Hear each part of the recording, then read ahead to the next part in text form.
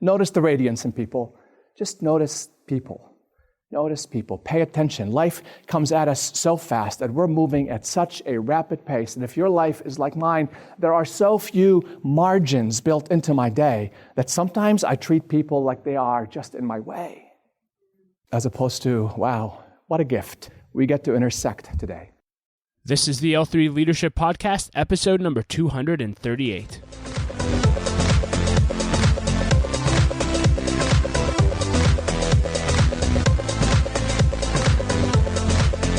What's up, everyone, and welcome to another episode of the L3 Leadership Podcast, where we are obsessed with helping you grow to your maximum potential and to maximize the impact of your leadership.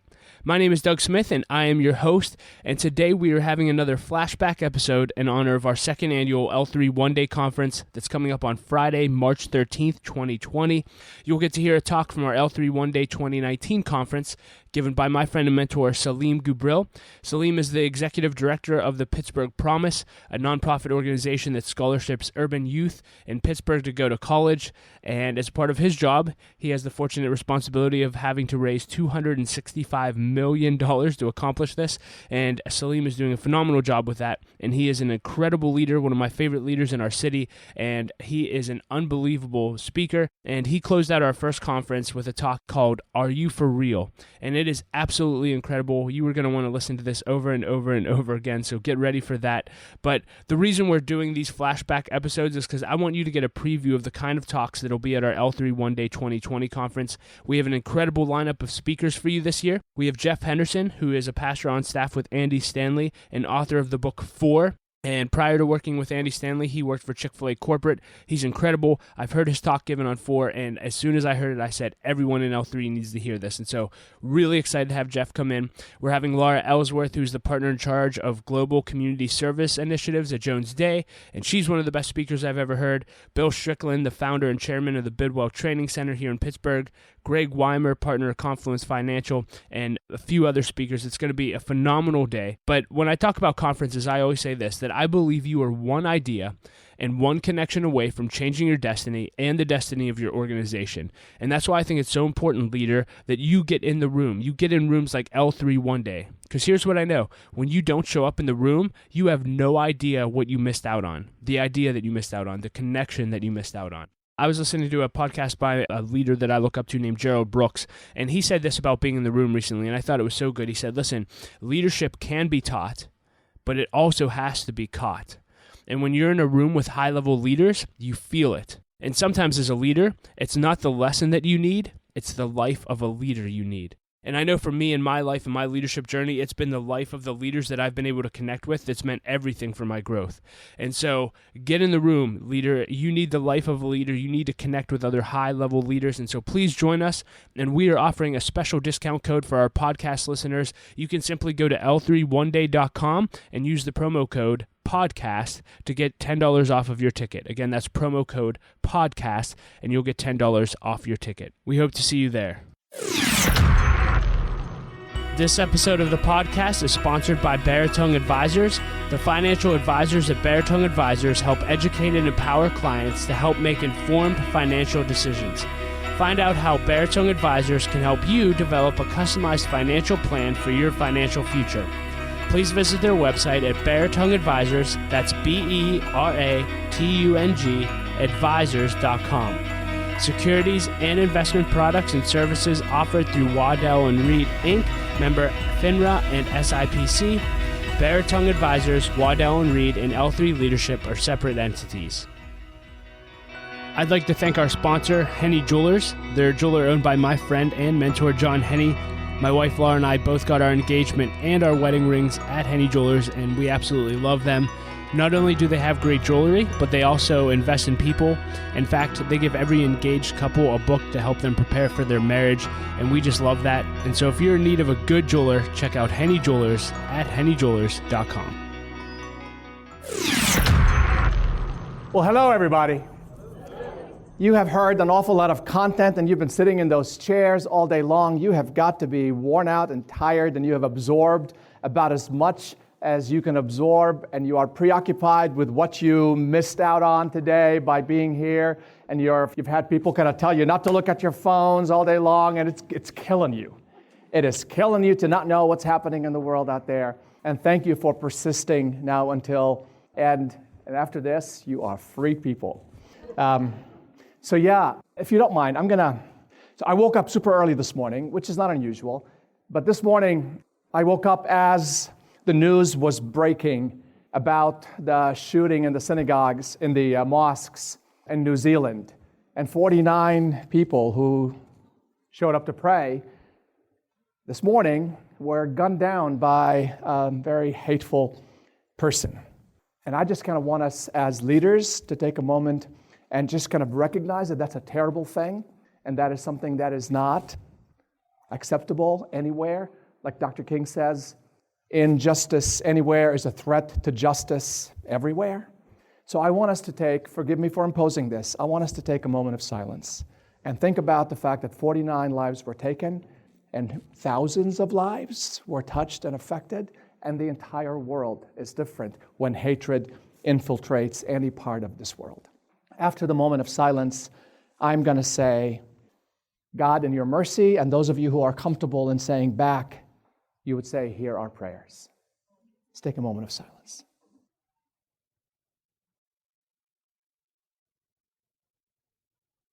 God, in your mercy. Laurie and Doug, I am so thankful for you and so appreciative of the work that you're doing and the bold and daring steps that you are taking, have taken, and will continue to take, and the fact that you're sticking your neck out. And I'm very grateful to you for doing that. And thank you for including me in this very important day, the launch of the L3 one day. I'm trying to get L1 3-day, L3 one-day conference. And for me, it is just an incredible honor and pure joy to share the stage with dear friends that I love immensely, like Kim Fleming, and like John Hanney, and like Chris Howard, and I only met the pastor who spoke this morning, so he was wonderful, but I don't love him like I love them. Okay, so my name is Saleem Ghubril. The reason my name is Saleem Ghubril is I was born and raised in the Middle East, in Lebanon. I'm an Arab by birth and by place of origin. Lived there until I was 16 years old. Arabic is my first language. English is my second language, so any grammatical errors or misuse of certain words that I will commit in the next 20 minutes, I have an excuse. What's yours? My family fled from Lebanon to the U.S. when I was 16 years old, and we fled because of the Civil War. And we took some direct hits as a family. 3 cousins and 2 uncles were killed. My brother was kidnapped from our home at gunpoint. We got my brother back, thank God. House was bombed, car was bombed. My father at that time was working as an accountant for the American Embassy in Beirut. Arab, civilian, but doing accounting for the U.S. government. So when the U.S. government was evacuating American citizens to get them out of the country, way before we were citizens, they snuck us into that convoy out of respect for my dad's service and got us out of the country. That was like one of a series of second chances that my life has received, and I'm very grateful for that first one. We settled out of all places in of course, the first place that immigrants come to when they come to the U.S., Iowa. So I was a 16-year-old little Arab boy in Iowa. Whew. And Iowans were amazing to me, though I was not amazing to them. I made a bunch of really dumb choices. I got thrown out of the first high school that I attended. I got thrown out of the first college that I attended after the first high school, went to another one, and there I met a stunningly beautiful Mexican girl who invited me to go out with her. At least that's what I thought. She said, would you go with me? And that's where my ears stopped listening. She said, would you go with me to Bible study? I didn't hear Bible study. I just heard, would you go with me? And it could have been to, a Ukrainian egg art festival, and I would have gone. But then, that was life-changing for me. Then I still screwed up when I got to college and got thrown out, and then discovered, by the way, that beautiful Mexican girl was done with me after I showed up at Bible study. Stomped on my heart like this. However, after getting thrown out of the first college, showed up at church again and met another girl. And she became my wife a year and a half later. And her name is Patty. So between Patty and Jesus, my life was transformed. One became wife, one became Lord. I try to remember always who's who and not confuse roles. Because I have been the recipient of many second chances, and because I've been mentored by maybe a half a dozen very significant people, significant in my life people, I made a decision long ago that I will commit my life to serving kids, and started doing that 38 years ago, and then 35 years ago we started the Pittsburgh Project, and then 11 years ago we started the Pittsburgh Promise. So I spend my life with kids. And what I'm going to do today, I spend my life with kids, but also with old people through the work of the Pittsburgh Project. So I'm going to tell you some lessons I learned about leadership from 2 kids and from 2 senior citizens. There's not going to be I don't have any PowerPoint slides. I did, but I changed my talk when I heard the news this morning. So no PowerPoint slides and just a couple of stories. You've gotten enough content today. You don't need to learn anything else. You just maybe need to feel a little bit. So I'm going to be the feeling closer.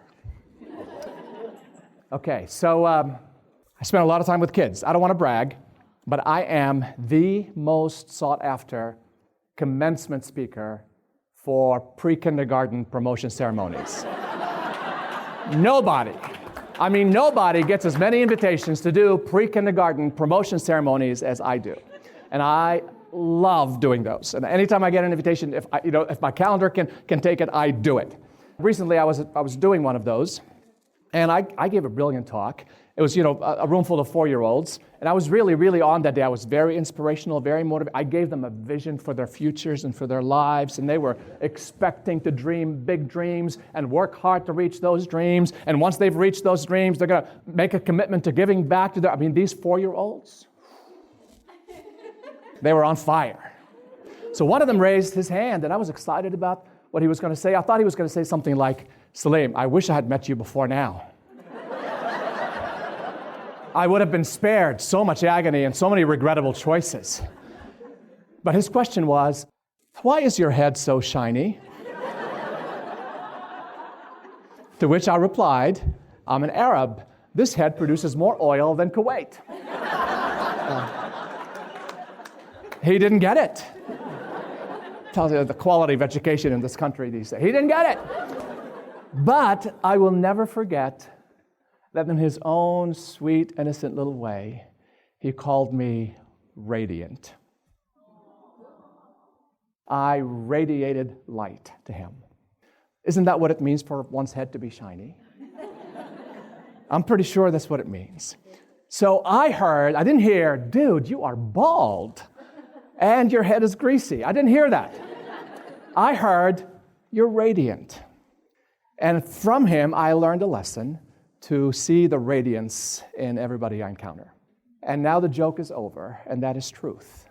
There is absolute radiance in every single person we encounter, including those who get on our very last nerves. There is radiance in them that is, sometimes it's a little bit like it has a few layers of lackluster stuff on top of it, but the radiance is there. And the radiance can never not be there because they are created with that radiance by their maker. So to make a commitment as leaders to always see light and to see radiance in those we lead and those we follow and those we encounter, regardless of who they are, without qualifiers. There's a period at the end of that sentence. There is radiance in every person. And there's not any buts or ands or ifs or when. It's just period. All right, second lesson from a senior citizen. So at my old shop at the Pittsburgh Project, we fix houses for seniors, and we do that through mobilizing young people to do the volunteer service. And in the summer months, which is when we do the majority of this, kids come from all over the country. They live with us at the Pittsburgh Project. We have a 300-bed facility on the north side where kids come and they stay with their youth group leaders. And then they work on houses all day long, and they do volunteer service throughout the community.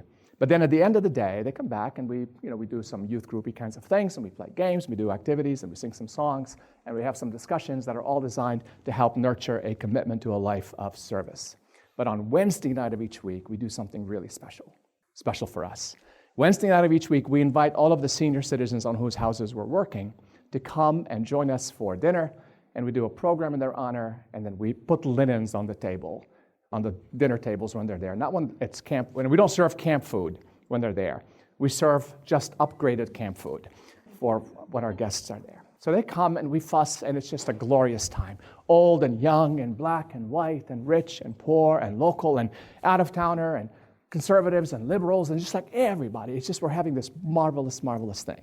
And then we invite the seniors to the auditorium. We have a band. I play the guitar. We sing a few songs. I give a talk. We hand them flowers. We tell them how much we love them, and then they go home.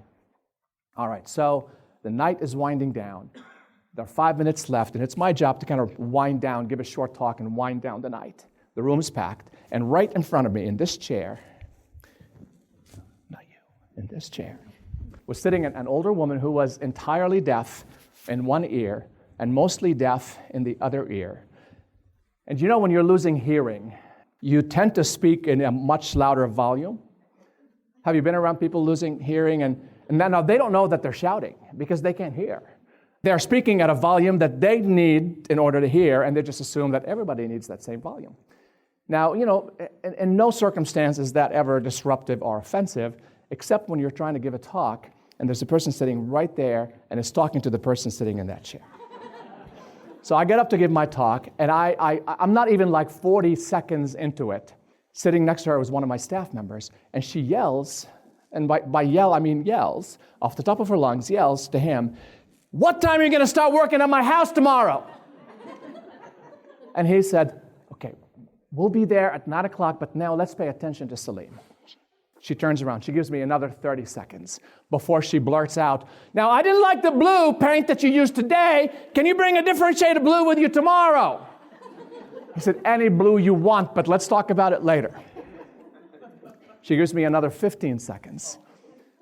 And then she says, now it's getting personal. She says, "I bet you he doesn't know any songs I like." Because my band had just finished playing. So, you know, if you can't beat them, what do? You join them. So I said, I'm not going to give a talk. There's no talk tonight. But I heard a challenge in her words. "You don't know any songs I like." So I went and I grabbed, oh, look, there's a guitar here. Can I use it? Whose guitar is this? May I use your guitar? Yes. It's my guitar. You're being so generous with other people's property. So I grabbed the guitar, and I got down on one knee in front of her. And if you know the song, by the way, feel free to start singing with me. It's from her generation.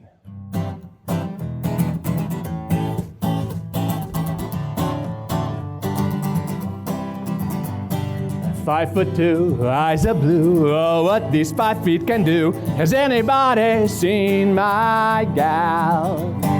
Turned up nose, turned up hose, flapper, yes sir, one of those. Has anybody seen my gal? Now if you run into 5'2", covered with fur, diamond rings and all those things, bet your life it isn't her. But could she love? Could she woo? Could she coo? Has anybody seen my gal? So I sang the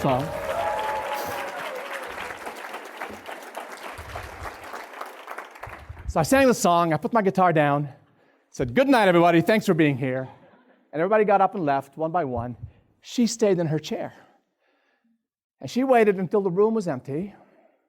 She stood up. She's 4'9". I gave her 3 inches when I called her 5'2". She's 4'9". I'm 6 foot. And she grabbed my hand and she lowered me down so I could be eyeball to eyeball with her. And she said, "Thanks for noticing me tonight." Like it was possible to miss her. However, those words ring in my ears. Thanks for noticing me tonight. Dr. Howard, in his talk, told us about the South African greeting, I see you, which is what? I notice you. You matter. You're a person of value. In my own little superficial way, I want to do better, but I care about you. Thanks for noticing me. And isn't that really what all of us want at the end of every day, to know that somebody noticed? And if we're not there, somebody missed us? Notice the radiance in people. Just notice people. Notice people. Pay attention. Life comes at us so fast that we're moving at such a rapid pace. And if your life is like mine, there are so few margins built into my day that sometimes I treat people like they are just in my way. As opposed to, wow, what a gift we get to intersect today. Mr. Rogers, Fred Rogers, he also was a Presbyterian minister, and he was a friend. And one of the greatest honors of my life was so as he was dying, he planned his own memorial service and assigned different responsibilities to different people. And he assigned to me the privilege of giving the homily at his funeral, which could not be a greater honor. But you know, this was before the days of cell phone. Fred always carried a little pocket camera in his coat pocket or sweater pocket. And the reason he did that is because everywhere he went, people wanted to take pictures of him or with him, and he would allow them, but he would always say, "Now, would you mind if I took a picture of you?" That was his way of saying, "Thank you for noticing me. I also notice you." And on the walls of his office were lined with these strange people's pictures who wanted a picture taken of him. And he thought, yes, thank you for taking a picture of me, and there's a picture of you on the wall of my office. So thank you for noticing me. Okay, back to a kid story. So at the Pittsburgh Promise, we have this amazing privilege of investing in kids' futures. And we do tell kids, if you have a dream and your dream requires a post-secondary education, we'll give you $20,000 over 4 years. We'll give you $5,000 a year to invest in your college education. And we've had the joy of sending close to 9,000 kids to college over the last 10 years. So,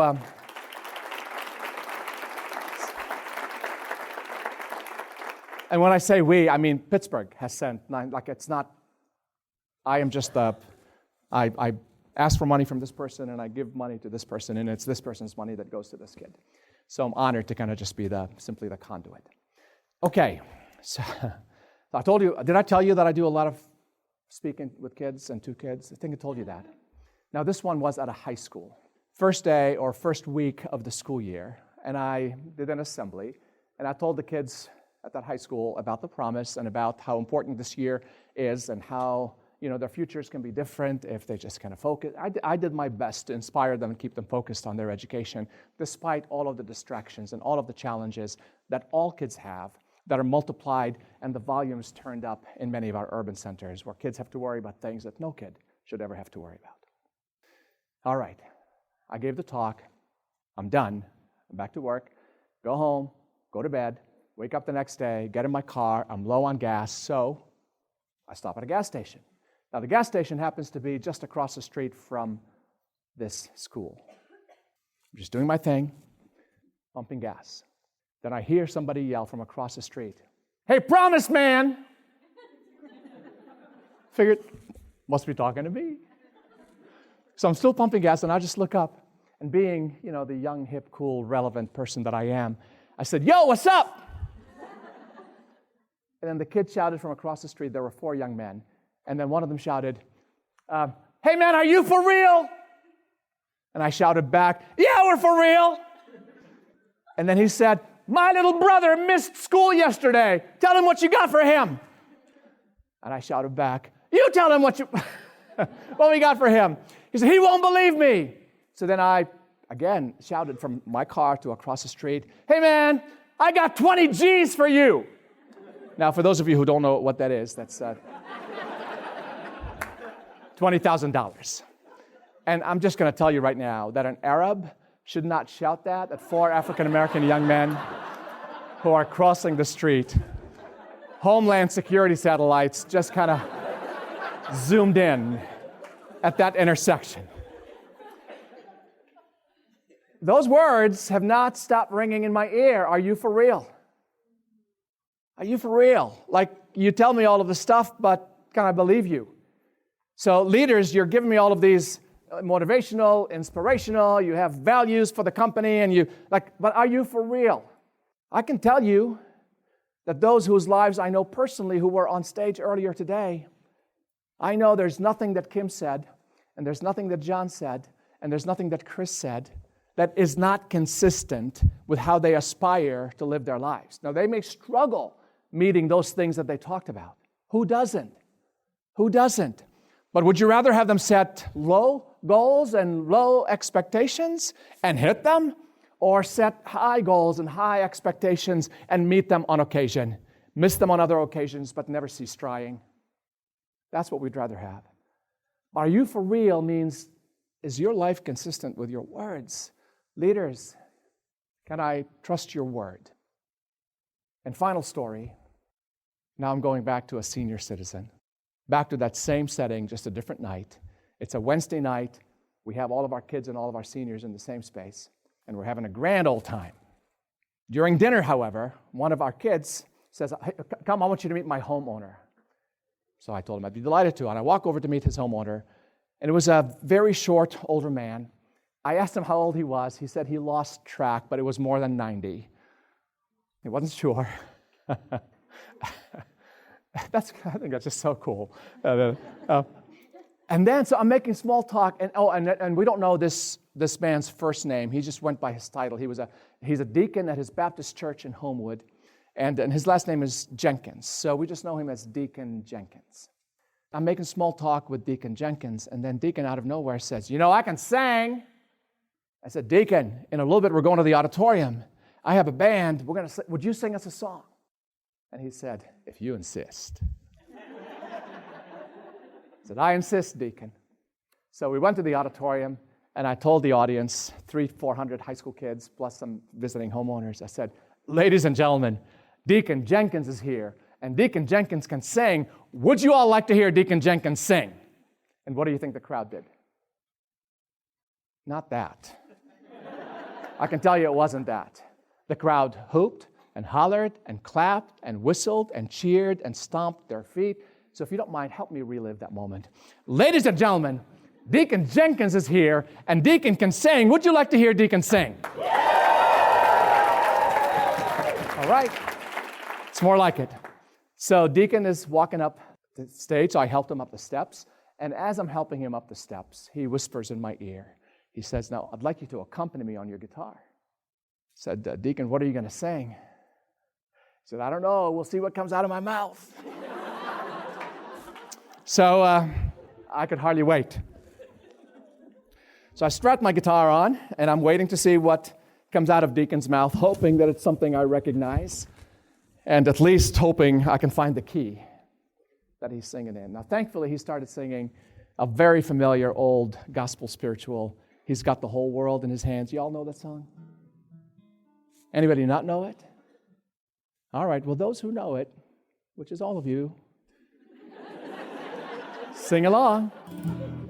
"He's got the whole world in his hands." Oh, I forgot to tell you.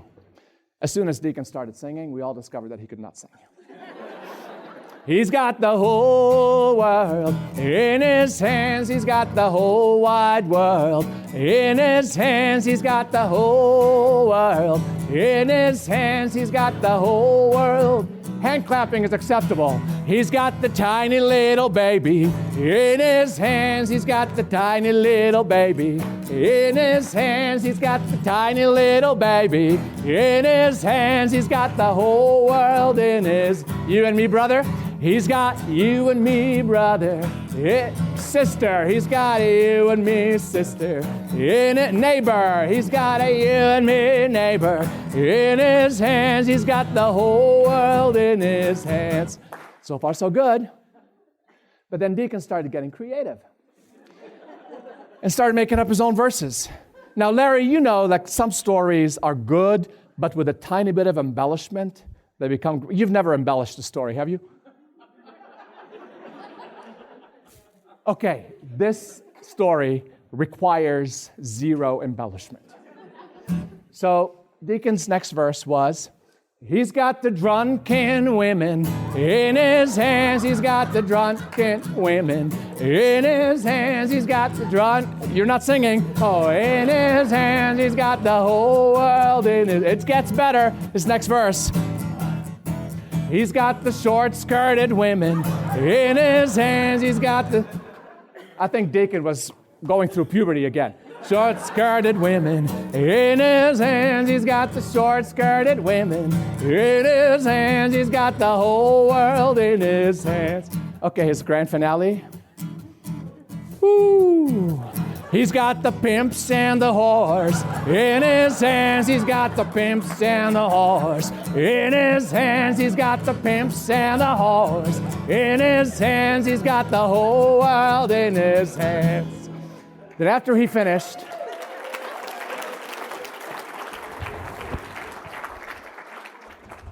and when Deacon finished, just like here, half the room applauded, and the other half is like,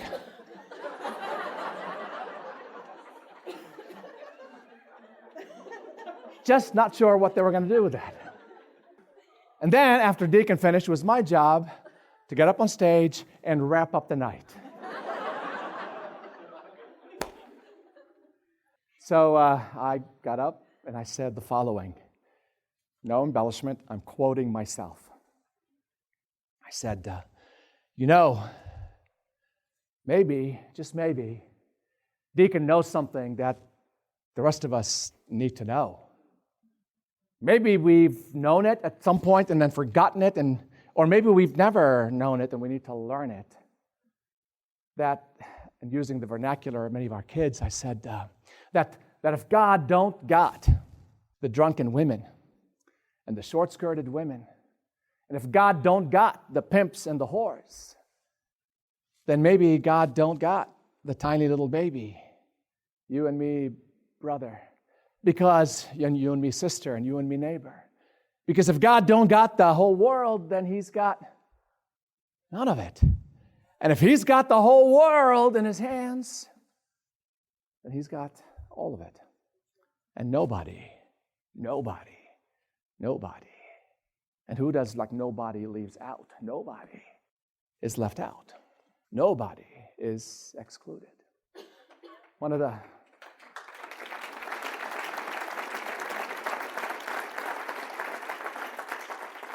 But in some companies and in some schools and in some neighborhoods and in some places of business, there are some people who are excluded.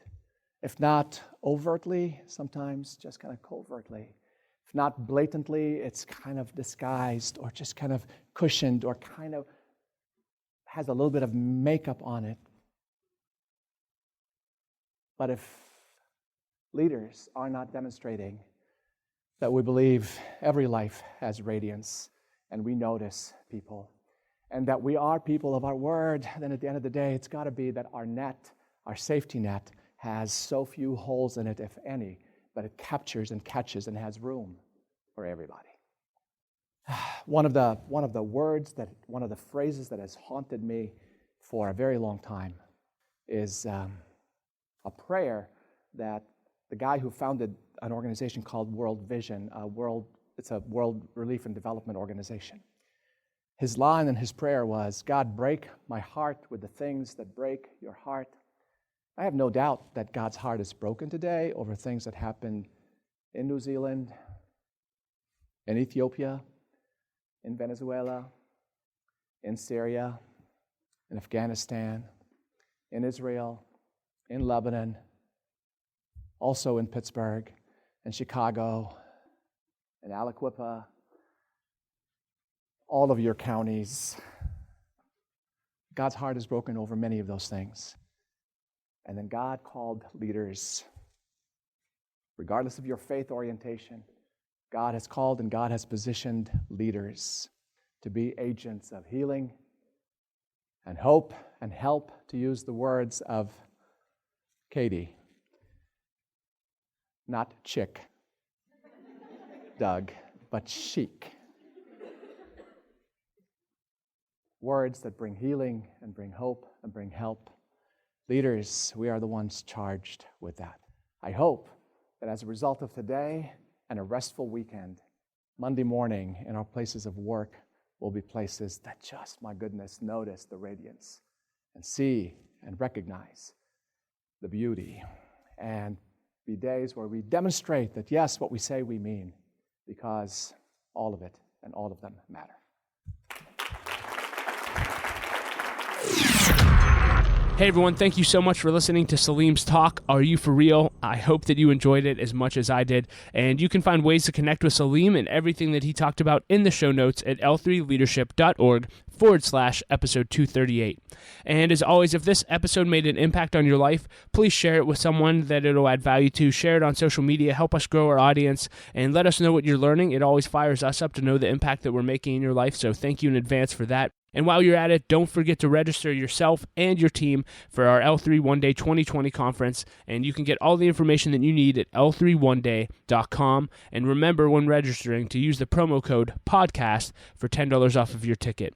As always, if you want to stay up to date with everything we're doing here at L3 Leadership, you can simply sign up for our email list on our website, and you will get a free copy of my ebook, Making the Most of Mentoring, which is my step-by-step process for getting meetings with leaders, and I know that will add value to your life, so make sure you get a copy of that. As always, I like to end with a quote, and today I'll actually quote Saleem, who I quote often, and he said this not in the talk, but at a time I was meeting with him, and he said, Doug, don't seek leadership.